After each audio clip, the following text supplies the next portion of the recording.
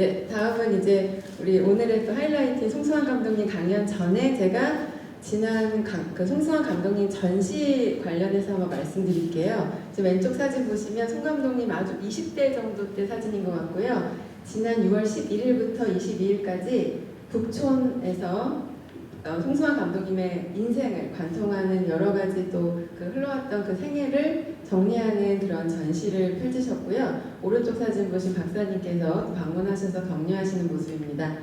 그리고 또 전시와 더불어서 나는 배우다라는 책을 출간하셨고요. 오른쪽 사진은 그 전시장 앞에서 두 분이 담소 나누시는 사진인데 저희가 찍고도 너무 재밌어서 이 사진을 꼭 좀 보여드리고 싶어서 또 영화의 한 장면 같은 사진을 또 같이 또 보여드리게 됐습니다. 송승환 감독님은 우리나라 최초로 에든버러에 입성하신 난타 작품으로 그게 1999년도예요. 26년 전인데 저희가 또 그 감독님의 뒤를 이어서 이렇게 에든버러 어셈블리 극장을 가게 돼서 너무 기쁘고요. 송 감독님이 어떻게 세계 진출하셨는지 오늘 이야기 들어보고요. 지금 7시 조금 넘었는데요. 감독님이 또 8시에 바로 또 다음 일정 가신다 그래서 또 좋은 말씀 또 빨리 청해 들어보도록 하겠습니다. 송 감독님을 큰 박수로 부탁드립니다. 박정자 선생님,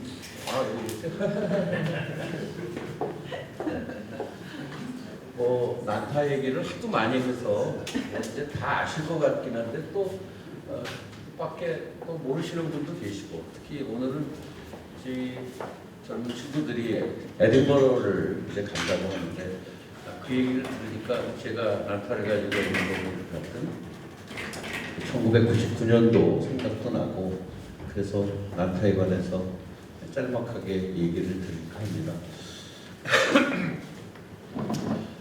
왜 난타를 만들었느냐 하는 얘기를 참 많이 듣죠. 근데 그 이유는 한국 문화를 세계에 알리기 위해서 그거는 굉장히 그럴듯한데 그런 이유로 만들진 않았어요. 만들어서 하다 보니까 한국 문화를 세계에 알리게 됐지 처음에 그런 뜻으로 만들진 않았고 저는 이제 연기자로 배우를 하다가 박정자 선생님도 계시지만 배우라는 직업이 참 좋은 직업이고 저도 지금 이번에 낸 제 책 제목도 나는 배우다라고 할 만큼 배우라는 직업을 사랑하는데 젊을 때는 배우라는 직업이 좀 답답하게 느껴졌던 적이 있어요. 왜냐하면 배우라는 직업은 뽑혀야 되는 직업이거든요. 내가 무슨 햄릿을 하고 싶다 하는 게 아니라 나를 햄릿으로 캐스팅해야 내가 햄릿을 할 수가 있죠. 내가 로미오와 줄리엣의 로미오를 하고 싶다. 그런데 극단에서 혹은 제작자가 감독이 나를 캐스팅해야 내가 로미오를 할 수 있는 거죠. 그런 의미에서 한참 그 청춘 시절에 피가 끓는 시절에는 그 캐스팅 되기를 기다리는 게 좀 답답한 거예요. 내가 만들고 싶은 걸 그냥 만들고 싶은 거죠. 내가 생각하는 로미오와 줄리엣을 만들고 싶고 남들은 다 흥부전하는데 난 놀부전을 하고 싶고 그래서 배우 활동을 하다가 실제로 배우에 그치지 않고 공연을 만드는 일도 20대에 시작하게 됐습니다. 제가 그렇게 일찍 제작을 시작한 이유는 제가 아마 어릴 때부터 배우를 해서 그럴 거예요. 제가 8살 때 아역 배우로 데뷔해서 올해가 제가 데뷔 60년이 됐는데 나이는 20살, 21살이지만 배우 경력은 벌써 10년이 넘었으니까 공연을 배우로만 만족하지 못하고 만들어 보고 싶다는 충동을 느낀 거죠. 근데 막상 공연을 만들어 보니까 이건 배우 일할 때하고는 전혀 다른 일이더라고요. 배우는 어쩌면 자기 역할만 열심히 하면 됩니다. 근데 제작, 프로듀서는 할 일이 너무 많아요. 우선 어떤 작품을 할지 결정을 해야 되고 그 다음에 중요한 것이 그 작품을 같이 할 사람들로 팀을 꾸려야 되죠. 배우도 필요하고 연출도 필요하고 작가도 필요하고 또 조명, 음향, 수많은 스태프들이 필요하고 그 팀을 꾸리는 일이 또 굉장히 중요합니다. 그 다음에 중요한 게 돈이에요. 돈. 연극할래도 돈이 들거든요. 극장을 대관하려면 돈이 필요하고 그 배우 스태프들한테 개런티를 주려면 돈이 필요하고 결국은 돈을 들여서 연극이든 뮤지컬이든 작품을 만듭니다. 그러고 나면은 티켓을 팔고 관객을 모으죠. 결국 연극 한 편 만드는데 가령 1억이 들었다 하면 티켓이 1억은 팔려야 본전을 찾는 거잖아요. 근데 제가 연극 제작을 처음 시작했던 80년대만 해도 제가 연극을 만들었다 그러면 주변 사람들이 아 그러냐 그러면서 티켓을 사는 게 아니라 다 초대권을 달라고 그래요. 너 연극하냐면 초대권을. 그 얘기는 결국 내가 돈 들여 만든 걸 다 공짜로 보겠다는 얘기잖아요.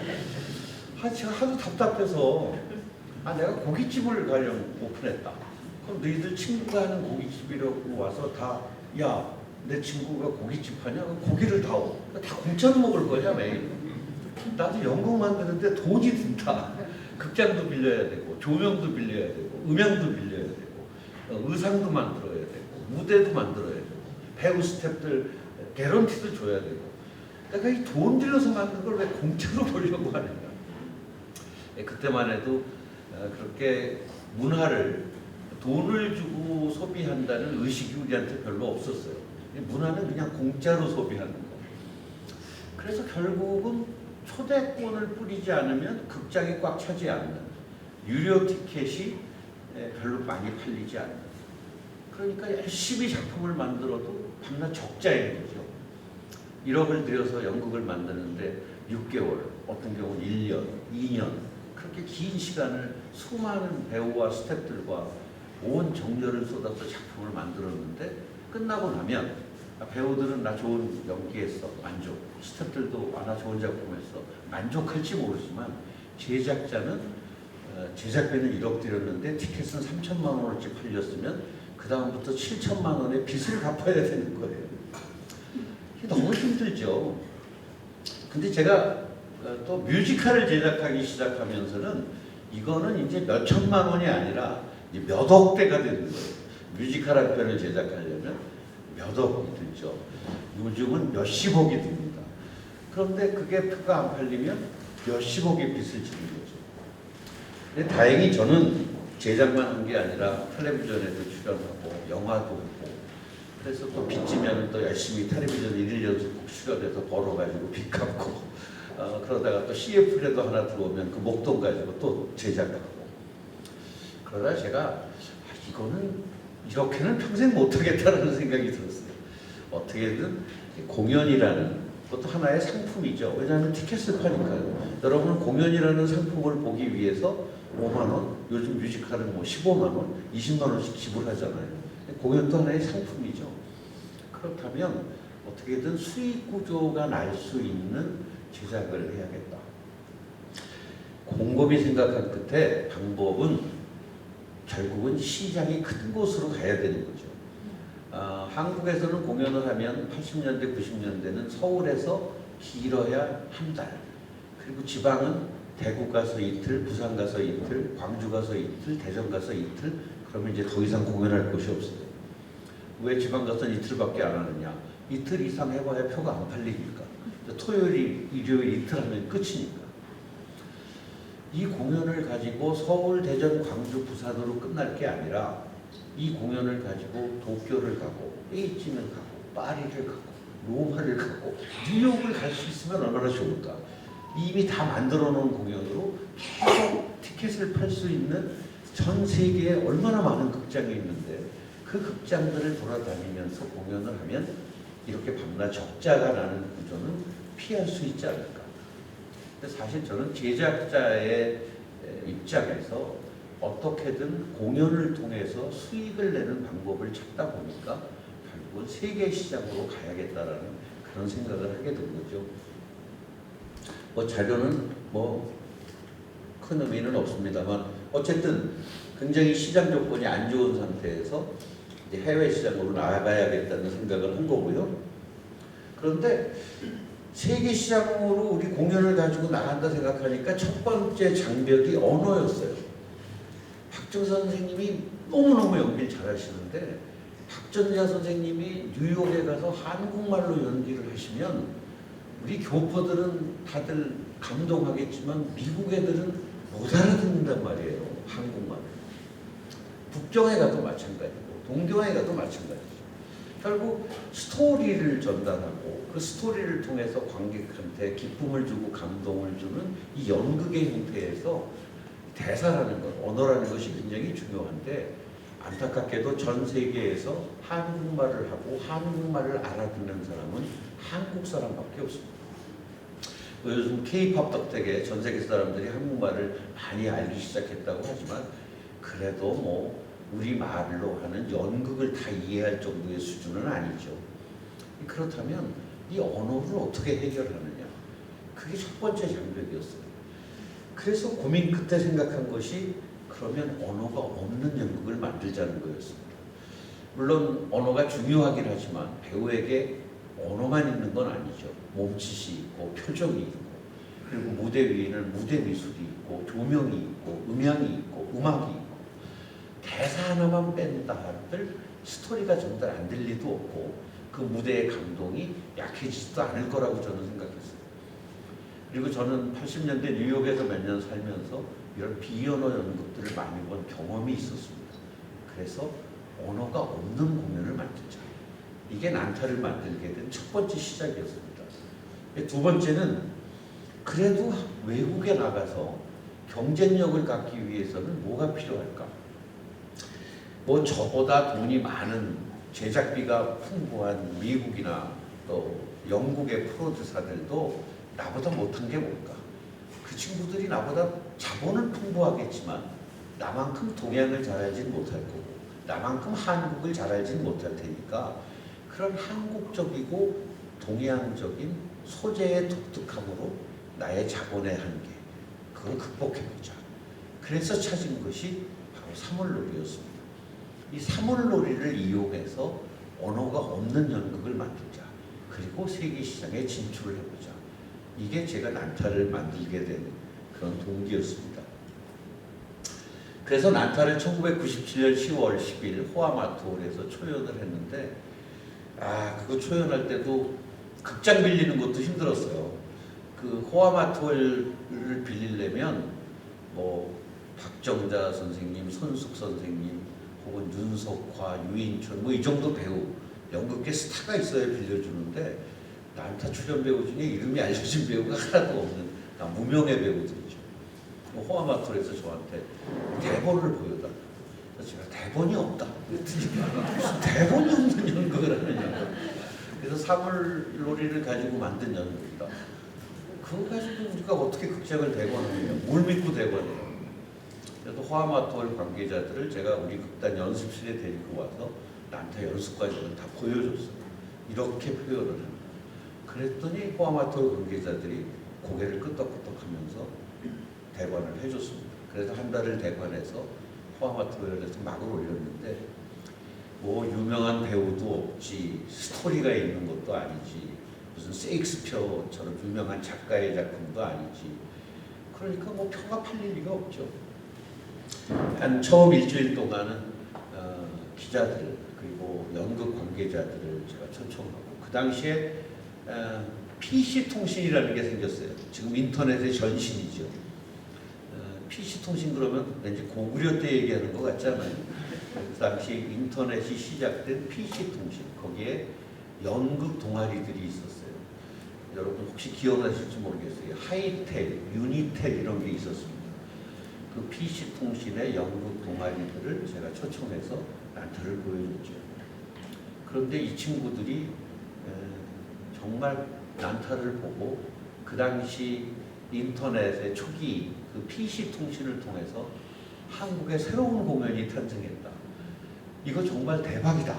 이런 글들이 인터넷을 통해서 퍼져나가고 또 그 당시 초연을 봤던 한국의 문화계 기자들이 난타에 관해서 굉장히 좋은 호평들을 써주고 그러면서 공연 2주차부터는 티켓이 정말 날개 돋친 듯이 팔리기 시작했습니다. 그래서 무사히 서울 공연을 마치고 그리고 지방 공연을 마치고 그러고 나니까 배우들이 다 저한테 가자 해외로 가자고 이 작품을 하면서 우리를 1년을 고생시켰으면 이제 가야 될 거 아니냐. 어디로 가냐? 일본으로 갈 거냐? 미국으로 갈 거냐? 근데 전 사실 아무런 대책이 없었어요. 이런 공연을 만들면 해외 공연이 가능하겠다는 생각은 했지만 도대체 어떻게 해외에 가서 우리가 이 공연을 하고 티켓을 팔아서 수익을 내야 할지 방법을 제가 알 수가 없었고 그런 전례가 없었던 거죠. 난타 이전에 해외 공연이 없었던 건 아닙니다. 그런데 말이 해외 공연이지 사실은 교포 위문 공연이 많았어요. 미국에 가서 공연했다고 하지만 결국은 LA에 가서 우리 한국 교포들을 대상으로 한 공연, 뉴욕 공연을 했다고 하지만 실제로 뉴욕에 가서 미국인들을, 뉴요커들을 대상으로 하는 공연이 아니라 우리 한국의 교민들을 위한 공연. 물론 그것도 의미가 있지만 저는 그런 공연을 하려고 난타를 만든 건 아니거든요. 미국에 가면 미국 사람들한테 티켓을 팔고 프랑스에 가면 프랑스 사람들한테 티켓을 팔고 근데 그렇게 해본 적이 없으니까 방법을 모르는 거죠. 97년에 초연을 하고 98년 초에 제가 난타 하이라이트를 찍은 비디오 테이프를 가방 안에 잔뜩 집어넣고 트렁크에 넣고 일본, LA, 뉴욕, 파리, 런던 이렇게 5개 도시에 해외 프로듀서들 그리고 극장들을 찾아다니면서 세일즈를 했습니다. 내가 한국에서 이런 공연을 만들었는데 그 당시에는 VHS 테이프예요. 지금처럼 무슨 인터넷이 없을 때니까 VHS 테이프로 그걸 보여주면서 언어가 없다. 그래서 어느 나라 사람이나 이해할 수 있고 이 타악을 위주로 하는 공연인데 이 타악이 사람들한테 어떤 카타르시스를 줍니다. 그래서 너희 나라 사람들도 이 작품을 보면 분명히 어떤 큰 감동을 일으킬 거다. 이렇게 설명을 하면서 이 공연을 해외 극장에 팔아보려고 세일즈를 했는데 결과는 대실패였습니다. 한 군데도 못 팔았어요. 근데 그때 제가 그 첫 출장을 갔다 와서 느낀 것이 내가 지금 정말 어마어마한 큰 바위에 계란 던지기 하고 있다라는 생각이 들었어요. 그 제가 만난 해외 유명 극장의 프로듀서들, 프로모터들이 제 얘기를 들으면서 저를 굉장히 이상한 놈 쳐다보더라고요. 왜냐하면 한국을 잘 몰라요. 그리고 한국 문화는 더더군다나 모르는 거죠. 그러니까 제가 한참 설명을 하면 한국에서도 연극을 하냐 이런 질문을 하는 프로듀서도 있었어요. 그래서 내가 하도 자존심이 상해서 한국에서도 세익스피어의 작품을 1년에 수십 편씩 하고 1년에 수많은 창작극이 막이 오고 그런 얘기를 하면 깜짝 놀라요. 그러면서 자기는 한국 연극을 한 번도 본 적이 없다는 거예요. 물론 그동안 몇몇 극단들이 해외 공연을 하긴 했지만 그게 유럽 사람이나 미국 사람들에게 대중적으로 알려진 공연이 아니기 때문에 소수의 관계자들만 아는 거지 일반적인 사람들이 모르고 있는 거죠. 더군다나 한국을 잘 몰라요. 그래서 제가 코리아에서 왔다고 그러면 잘 몰라요. 그래서 내가 거꾸로 물어봐요. 너 코리아에 대해서 아는 게 뭐냐? 그러면 코리아가 사우스 코리아, 노스 코리아 둘 아니냐? 그렇다. 그게 그 사람들이 아는 코리아에 대한 모든 정보. 참 답답하더라고요. 한국을 잘 모르는 사람들한테 한국의 문화를 내가 판다는 게 이게 너무 어렵다 이런 생각이 들었습니다. 근데 그때가 불과 20, 30년 전인데도 그 당시만 해도 한국이 정말 알려지지 않았어요. 우리가 생각하는 것보다 훨씬 외국인들이 한국을 잘 모르고 있었던 거죠.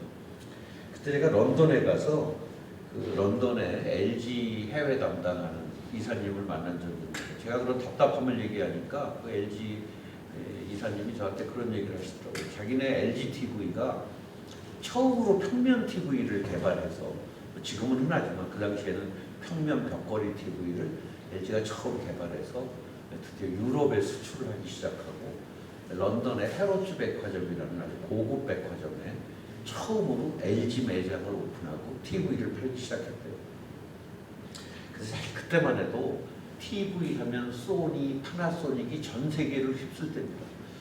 LG라는 브랜드나 삼성이라는 브랜드가 알려지지 않았을 때죠. 그런데 그 퀄리티가 워낙 좋으니까 백화점 측에서 그 텔레비전을 판매하기 시작하면서 제법 팔렸다는 거예요. 근데 어느 날 백화점 측에서 LG 쪽에 너희 제품 다 좋은데 하나 좀 바꿔달라고 그러더래요. 수정을 해달라. 뭘 수정하냐 그랬더니 근데 이 텔레비전 퀄리티도 좋고 가격도 좋고 다 좋은데 사람들이 이 텔레비전 뒤에 메이드 인 코리아를 보는 순간 망설인다는 거예요. 이거 텔레비전은 메이드 인 재팬 아니야? 이 메이드 인 코리아 사도 돼? 한국이 70년대 수출을 하기 시작하면서 대한민국 수출품은 가발이 시작이었죠. 그 다음에 값싼 플라스틱 제품, 굉장히 싼 인건비로, 그 당시 우리나라 임금이 굉장히 쌌던 시절이니까 값싼 노동력으로 만든 값싼 제품을 수출할 수밖에 없었고, 그런 제품에 써있던 메이드 인 코리아에 익숙해진 외국인들이 이거 고급 전자제품을 메이드 인 코리아 사도 돼? 메이드 인 코리아는 그 싸구려 제품에나 있던 브랜드인데, 그러니까 메이드 인 코리아를 좀 지워라, 그냥 LG라는 브랜드로 팔았으면 좋겠다. 그런 얘기를 그때 제가 출장 가서 들었던 적이 있어요. 그만큼 한국의 브랜드 가치, 이미지가 낮았던 거죠. 그래서 결국은 팔지 못하고 맨손으로 돌아왔고, 그 다음에 다음 방법을 찾은 것이 바로 에딘버러 페스티벌이었습니다. 그때 여러 나라를 돌아다니면서 이런저런 정보를 수집한 결과 스코틀랜드의 에딘버러에서 매년 열리는 공연 축제가 굉장히 해외에 진출하기에 좋은 축제라는 그런 정보를 얻게 된 거죠. 이번에 우리 세로토닌 드럼 클럽 우리 젊은이들이 바로 에딘버러를 가는데, 제가 1999년에 란타를 가지고 첫 해외 공연을 바로 에딘버러에서 했습니다. 뭐 에딘버러 페스티벌 다녀오신 분도 계시겠고 잘 모르시는 분도 계실 텐데, 1948년도에 2차 대전 직후에 스코틀랜드의 에딘버러에서 시작한 공연 축제입니다. 전쟁이 끝나고 2차 대전이 끝나고 새로운 가치가 생겨나고 그러면서 예술의 중요성을 인식하고 그러면서 시작했죠. 근데 재밌는 것이 에딘버러 페스티벌이 1948년에 시작할 때 참가단체, 공연하겠다는 단체들이 많은데 극장은 몇 개 없고 그 공연단체를 다 수용하지 못하니까 한 7, 8개 공연만 골라서 축제 공연을 했습니다. 그래서 그 떨어진 단체들, 극장에 들어가지 못한 8단체가 우리 뭐 여기까지 왔는데 뭐 극장에서 못하고 우린 길거리에서도 할래. 그리고 길거리에서 극장에 들어가지 못한 소위 낙선한 8개 단체가 에딘버러 길거리에서 공연을 했어요. 그런데 사람들이 본 극장에서 하는 공연보다 그 길거리에서 하는 공연에 더 환호하고 더 박수를 보내고 그러면서 소위 에딘버러 프린지 페스티벌이라는 게 생겨났습니다. 프린지라는 건 이제 변두리라는 뜻이잖아요. 그래서 에딘버러 페스티벌이 그 다음에부터는 아예 본선에 못 올라간, 제대로 극장에 못 들어간 단체들은 곳곳에 길거리에서 그렇게 공연을 하면서 이 프린지 페스티벌이 점점 유명해지기 시작했어요. 제가 참여한 1999년도가 제 52회 에딘버러 페스티벌이었는데 그 축제가 생기고 52년 만에 한국 연극이 그 축제에 첫 번째 참여한 작품이 바로 란타였습니다. 그러니까 52년 동안 그 축제에 한국 연극이 한 번도 참여한 적이 없었어요. 어찌 보면 우물한 개구리였다고도 할 수 있고 너무 세계 시장에 우리가 어두웠다고도 할 수 있고, 그리고 제가 참여한 1999년도에 프린지 페스티벌 참가작이 1280작품이었어요. 48년도에 8개였던 프린지 공연이 1999년 란타가 참여했을 때 1280개. 도대체 1280개의 공연을 다 길거리에서 하나? 아니요. 길거리에서 홍보 공연만 하고 그 1280개의 프린지 공연도 다 실내에서 공연을 합니다. 그럼 에딘버러에 극장이 1280개나 있단 말이야? 그렇진 않죠. 그런데 축제가 열리는 한 달 동안 에딘버러라는 작은 도시의 모든 건물이 다 극장으로 바뀌어요. 교회도 극장으로, 성당도 극장으로, 어떤 기업의 강당도 극장으로, 나이트클럽도 극장으로, 체육관도 극장으로, 그리고 잔디밭에는 수많은 천막 극장들이 있습니다. 그래서 그 전 세계에서 온 1280개의 공연들을 그런 임시 공연장에서 공연을 하는 거죠. 그러니까 축제가 열리는 한 달 동안 에딘버러 시내에 있는 거의 모든 건물이 임시 공연장으로 탈바꿈을 하는 겁니다. 물론 그 중에는 제대로 극장의 규모를 갖춘 공연장들도 요즘은 굉장히 많이 생겼죠. 저희는 어셈블리라는 그런 공연장에서 난타를 한 달 동안 그곳에서 공연을 했습니다. 거기 갈 때도 여러 가지 우여곡절이 많았어요. 저희는 상업적으로 이 작품을 세계적으로 수출하기 위한 그런 발판으로 에딘버러를 생각했기 때문에 많은 준비를 했죠. 우선 미국 스태프들을 고용했습니다. 미국에는 쇼 닥터라는 재밌는 직업이 있습니다. 쇼 닥터. 말 그대로 쇼를 진찰하고 치료하는 그런 연출자들을 쇼 닥터라고 불러요. 그래서 우리 작품이 한국에서는 성공했지만 전 세계인들에게 성공하기 위한 그런 글로벌한 보편성을 갖기 위해서는 우리의 시각으로 본 난타가 아니라 외국인의 시각으로 본 난타가 필요했기 때문에 제가 에딘버러 가기 전에 우리 배우 스태프들을 데리고 뉴욕에 가서 쇼 닥터, 말하자면 쇼를 진찰하고 치료하는 미국 연출가들을 고용해서 작품을 수정했습니다. 그런 과정을 뉴욕에서 거치고 그리고 에딘버러에 가서 한 달 동안 공연을 한 거죠. 이번에 에딘버러 갔는데 돈 많이 들죠. 에딘버러가 워낙 멀어서 비행기 값도 많이 들고 또 세트를 보내기 위한 화물 운송료도 많이 들고. 그 당시에 제가 99년도에 에딘버러 갈 때도 한 30만 불 정도가 필요했습니다. 그 당시 환율로는 한 3억이 조금 넘는 돈이었는데 배우 스태프들 비행기는 타고 가야 되잖아요. 스코틀랜드. 그 다음에 거기서 한 달 동안 먹고 잘 돈, 또 극장을 빌리는 돈, 또 우리가 홍보하고 광고할 돈 한 3억 필요했는데 2억은 마련이 됐는데 1억이 마련이 안 돼서 제가 여기저기 문체부로 관광공사 여러 곳에 지원을 부탁하러 다녔는데 쉽지 않았어요. 그 당시 에딘버러를 다들 모르니까 도대체 어딜 가는데 돈을 지원해달라는 거냐. 에딘버러를 간다. 에딘버러가 뭐 하는 데냐. 거기 가면 무슨 수가 생기느냐. 결국은 실패했죠. 제 친구 중에 난타를 보고 난타 이거 꼭 성공할 거라고, 이거 해외 나가면 꼭 성공할 거라고 늘 얘기해 주던 친구가 있었어요. 제 고등학교 동창인데 제가 그 친구한테 가서 난타를 가지고 에딘버러를 가는데 가면 성공할 것 같으냐. 그 친구가 성공할 거라고, 걱정하지 마. 그럼 1억만 빌려줘. 성공하면 바로 갚지.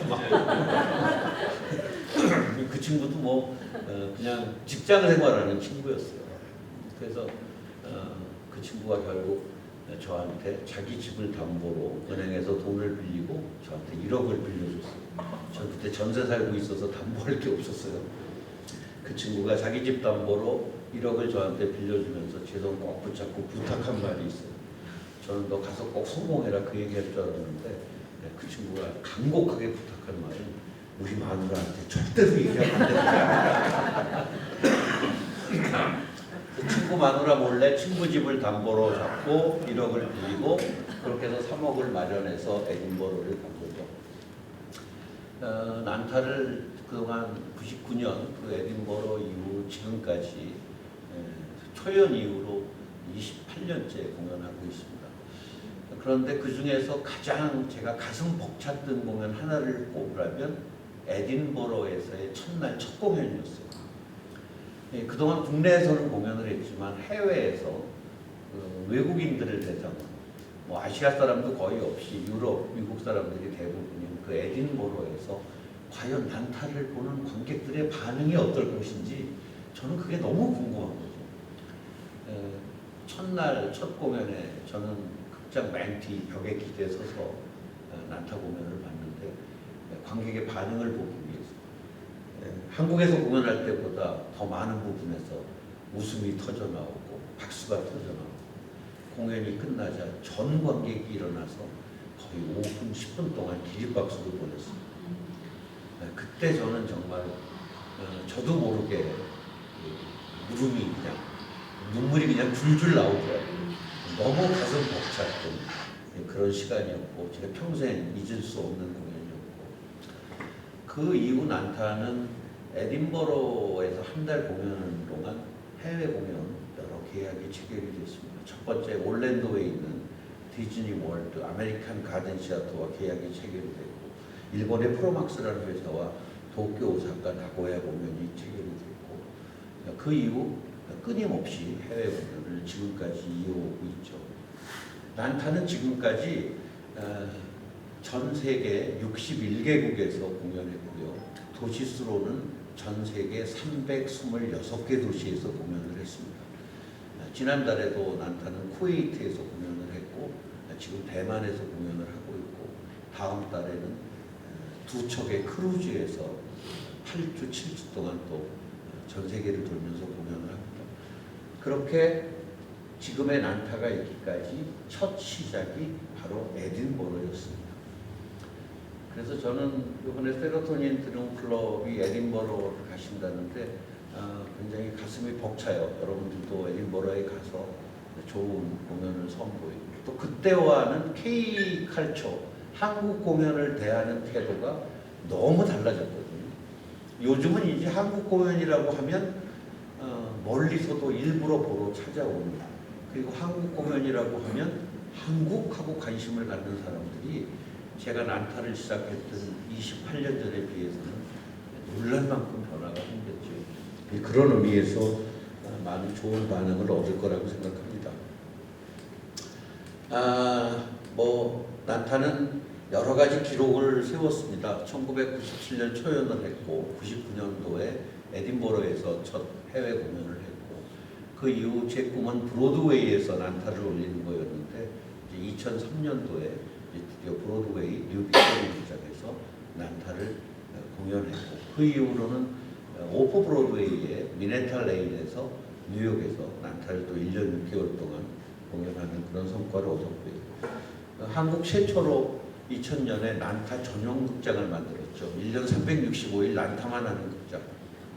제가 그 극장을 만들 때도 많은 분들이 저를 보고 너 제정신이야 그랬어요. 한국에서 공연이 아무리 잘 돼봐야 두세 달인데 1년 내내 난타를 한다고. 아니 그 극장에서 딴 건 안 해. 1년 내내 난타만 해. 그게 관객이 그렇게 매일 오겠어. 그 전용 극장이 지금 아직도 이어지고 있습니다. 결국 난타를 전용 극장을 만들 때 저의 타겟은 한국 사람이 아니라 한국에 오는 외국인 관광객이 타겟이었어요. 우리가 외국에 가서 난타가 좋은 반응을 얻는다면 한국의 난타를 극장을 차려놓고 한국에 오는 외국인들을 대상으로 공연을 하면 되지 않을까. 그래서 난타 전용 극장을 처음 정동에 만들었을 때 그 당시는 2000년도에는 일본 관광객이 한국에 굉장히 많이 올 때였습니다. 그 시기를 조금 지나고 나서 몇 년 후부터는 일본 관광객이 줄어들고 중국 관광객이 또 한국을 많이 오면서 난타 전용 극장은 계속 매일 10,000원 사례를 잊으면서 몇 년 동안 공연을 했죠. 난타의 가장 큰 위기는 역시 코로나였습니다. 이 코로나 때는 관광객도 끊기고 극장도 문을 셧다운해야 돼요.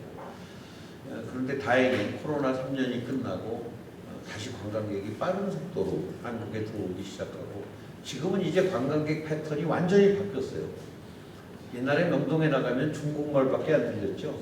근데 요즘 명동에 나가면 영어, 불어, 스페인어, 독일어가 들립니다. 저희 난타 관객도 지금 50% 이상이 미국, 유럽 사람들입니다. 그래서 많은 외국인들, 서양의 많은 젊은이들이 한국을 찾고 있고 저희 매일 관객이 명동에 전용 극장이 있고 홍대에도 전용 극장이 있고 제주도에도 전용 극장이 있는데 365일 매일 공연을 합니다. 전체 관객의 50%가 이제 미국, 유럽 사람들이에요.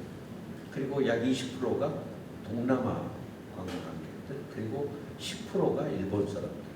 중국이 한 5% 정도밖에 되질 않습니다. 그러나 어쨌든 제 입장에서는 관객의 수준이 또 높아졌어요. 중국 사람들이 공연 보는 매너가 별로 안 좋아서 공연 보면서 막 시끄럽고 중간에 들락날락하고 요즘은 이제 저희 난타 공연이 다시 매회 기립박수를 받는 문화가 생겨났습니다. 미국 유럽 관객이 늘어나면서 요새 공연에서는 기립박수를 받고 있죠. 난타를 해서 저한테 물어보는 또 하나의 질문이 난타에서 도대체 얼마나 벌었느냐 많은 분들이 물어보시는데 먹고 살 만큼 벌긴 했습니다. 그리고 난타를 벌어서 저의 가장 큰 수확은 이런 많은 공연을 비단지고 제작할 수 있었다는 게 제가 얻은 가장 큰 수확이죠. 난타 이후에 한 50여 편의 제가 만들고 싶은 연극 뮤지컬들을 제작할 수 있었고, 이 중에는 우리 박정현 선생님의 19 그리고 80도 제가 한번 제작할 수 있는 그런 기쁨을 가졌었습니다. 이게 아마 동영상인 것 같은데, 제가 난타를 가지고 브로드웨이를 갔던 2003년도, 지금부터 22년 전이죠. 잠깐 보여드릴게요.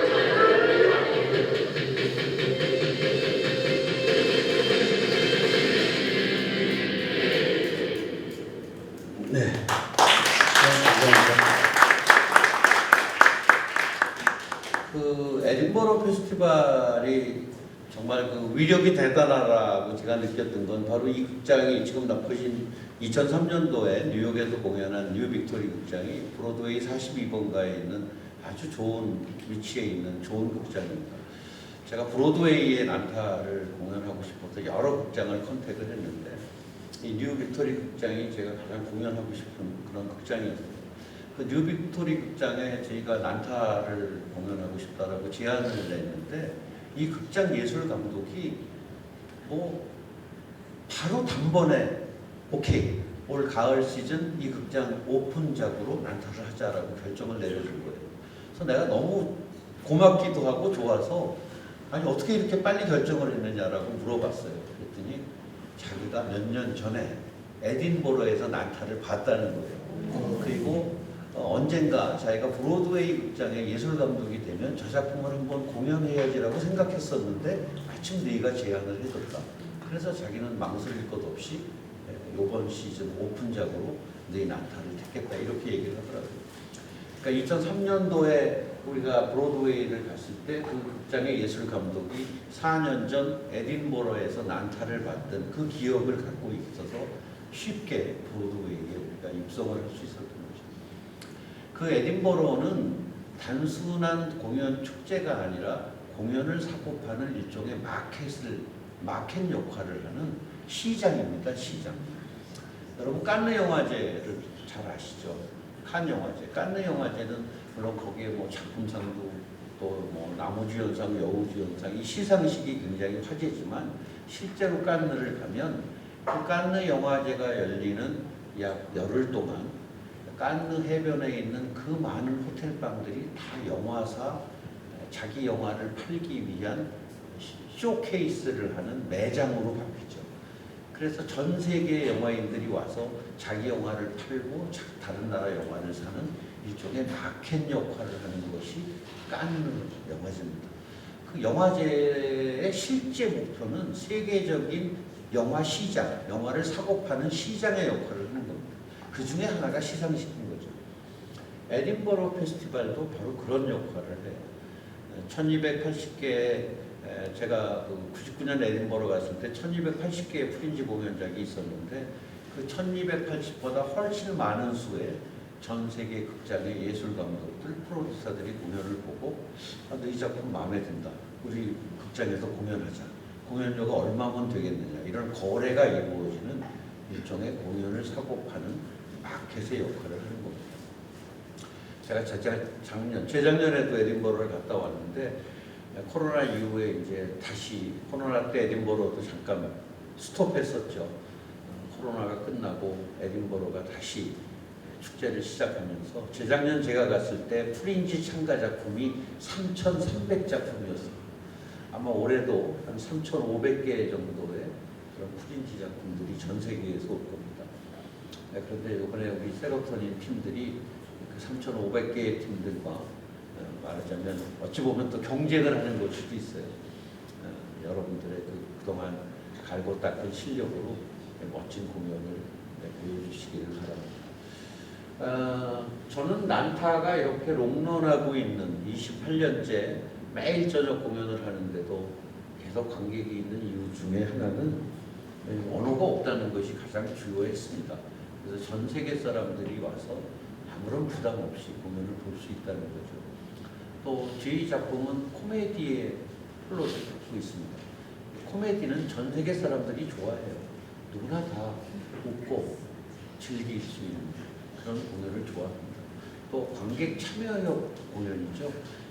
난타는 관객들을 무대 위에 끌어올려서 같이 퍼포먼스를 하고 마지막에는 무대에서 객석으로 공을 던지고 객석에 있는 관객들이 그 공을 다시 무대로 던지면서 서로 하나가 되는 그런 관객 참여형 공연이라는 것, 이런 많은 것들이 난타를 오랫동안 이끌어왔다고 생각을 하고요.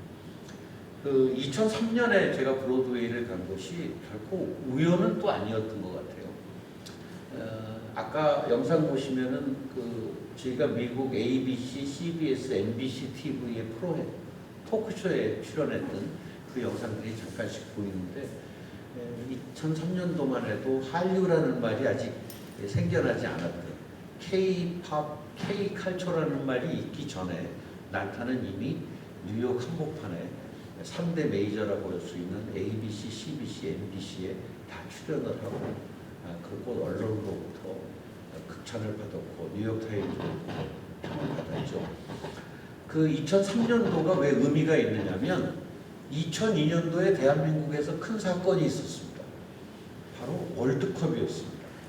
그런데 단순한 축구 대회가 아니라 그 월드컵은 대한민국 사람을 하나로 뭉치게 하는 굉장히 큰 에너지를 만들어낸 그런 시합이었어요. 여러분 2002년에 여기 2002년에 안 태어나신 분이 학생들은 안 태어났을 수 있겠는데 2002년에 우리가 대한민국을 외치면서 대한민국을 응원할 때 그때 좌파 우파도 없었고 영남훈남도 없었고 전 국민이 정말 하나였습니다. 우리 대한민국 축구팀이 세계 4강으로 올라가기까지 정말 전 국민이 한 마음이 돼서 대한민국을 외쳤습니다. 그 에너지는 정말 대단했거든요. 저는 그 대한민국을 전 국민이 외쳤던 2002년도 그때가 바로 한류의 시작이라고 생각합니다. 제가 평창올림픽을 준비할 때 돌아가신 그 김지현 선생이 저한테 장문의 글을 보내셨어요. 올림픽을 잘하기를 바라는 물론 그런 글이셨는데 거기서 이런 얘기를 하셨어요. 자기는 오랫동안 우리 대한민국의 정서는 한이라고 생각을 했다. 한. 우리는 정말 한만 민족이에요. 오랫동안 외세의 침입을 받았고 일제의 그런 40년 가까운 큰 통치를 받았고 한 민족끼리 전쟁을 치고 군사 독재를 경험했고 전 세계에 이렇게 한이 많은 민족이 있을까? 그래서 우리의 모든 예술과 문화는 한을 바탕으로 김소월이 진달래꽃, 우리가 아는 아리랑 다 한이라는 거죠. 그런데 김재하 선생이 뭐라고 하셨냐면 그런데 2002년 월드컵 때 대한민국의 모든 사람들이 대한민국을 외치고 소위 붉은 악마라고 했던 우리 젊은이들이 빨간 티셔츠를 입고 대한민국을 외칠 때 대한민국의 정서가 한에서 흥으로 바뀌고 있다는 걸 느꼈다. 이제 대한민국의 정서는 더 이상 한이 아니다. 이제 새로운 젊은이들에 의해서 흥으로 바뀌고 있다. 그래서 그때 김지아 시인이 화이트 섀도우라는 시를 쓰셨어요. 사실 섀도우는 다 까맣죠. 까만 그림자죠. 그 우리의 한을 완전히 지울 수는 없겠지만 그 까만 그림자가 이제는 화이트, 하얀 그림자로 바뀌고 있다. 한에서 흥으로 바뀌고 있다. 2002년도에 대한민국의 정서가 한에서 흥으로 바뀌는 그런 어떤 터닝 포인트가 됐습니다. 그리고 한국이 전 세계에 새롭게 인식이 됐어요. 그런데 문화예술에도 그 영향이 컸습니다. 저희가 브로드웨이를 간 게 난타가 2003년도였고 한국의 겨울연가라는 드라마가 일본 NHK에서 크게 히트한 것이 2003년도였습니다. 한국의 아이돌 그룹의 원조라고 할 수 있는 동방신기가 베이징에서 수만 명의 중국 소녀들을 놓고 콘서트를 연 것이 2003년도였습니다. 결국 2002년에 국민의 에너지가 한을 흥으로 바꾸는 그런 큰 역할을 했고 그 흥이 결국은 잠재되어 있던 한국 사람들의 흥을 깨웠다고 저도 생각합니다. 사실 한국 사람들은 한도 많지만 흥도 많은 민족인데 그게 어찌 보면 억눌려 있었던 거죠. 오랫동안 외세의 침입을 받고 또 한국의 유교라는 정신적인 뿌리의 영향 또 군사 독재의 영향 여러 가지로 한국인이 갖고 있는 아주 좋은 DNA 한뿐만이 아니라 흥도 있었는데 그게 굉장히 억눌려 있지 않았나.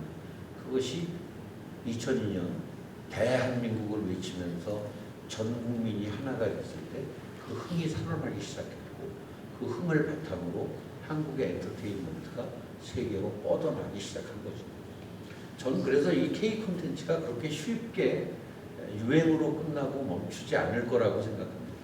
K-팝도 K-드라마도 얼마 전에 지 공연 쪽에서도 토니상의 6개 부문을 수상하는 그런 역사적인 사건을 이뤄냈죠. 앞으로도 이 K 콘텐츠는 계속 갈 거라고 생각하고요. 또 우리 세로토닌 이 청소년들도 사실 처음에는 어떤 치유의 목적으로 이시영 박사님과 함께 시작했지만 이제는 정말 훌륭한 그런 드럼팀이 됐어요. 이시영 박사님이 2000년 중반쯤에 저를 부르셨어요. 이런 얘기를 하셨어요. 제가 난타를 보니까 이 난타라는 공연이 세로토닌을 분비시키는 아주 좋은 그런 문화다.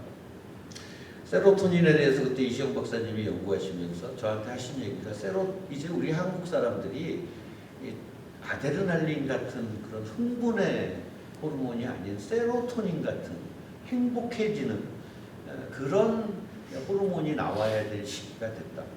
우리가 경제 성장을 하고 발전하고 그때는 아드레날린이 필요했을지 모르지만 이제 이 정도의 경제를 이루고 이 정도의 국가적인 안정을 이룬다면 이제는 아드레날린이 아닌 세로토닌이 필요하다. 근데 세로토닌이 제일 많이 나올 때가 걸을 때 그리고 북을 칠 때 이 두 행동이 가장 세로토닌이 활발하게 나옵니다. 우리 한국의 청소년들이 비행 청소년들이 많고 학교에서의 폭력 문제 여러 가지가 많은데 그걸 치유하는 방법으로 아이들한테 북을 치게 했으면 좋겠다. 그래서 이 세로토닌이 시작이 됐죠.